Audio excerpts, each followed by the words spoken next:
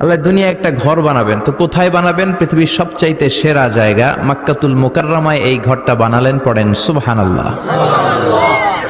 প্রথমে ফেরেশতারা বানিয়েছিল, কারা?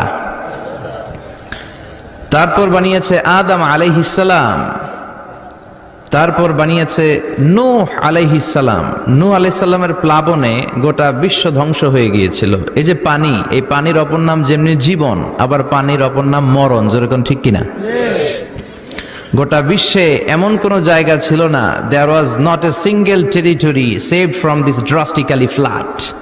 এই বন্যা থেকে বাঁচার মতো কোনো জায়গা পৃথিবীতে ছিল না। সাইয়েদনা নূহের জামানায় আল্লাহ বন্যা দিয়ে গোটা বিশ্ব ভাসিয়ে দিলেন, কাবাও ভেঙে গেল। নূহ আলাইহিস সালাম কাবা তৈরি করলেন, আবার ইব্রাহিম আলাইহিস সালাম তৈরি করলেন ওনার ছেলেকে নিয়ে। কেমন বাবা কেমন ছেলে? বাবা হচ্ছে রাজমিস্ত্রি, ছেলে হচ্ছে যোগালী। সুবহানাল্লাহ, বাড়িতে যাই বলেন আল্লাহু আকবার।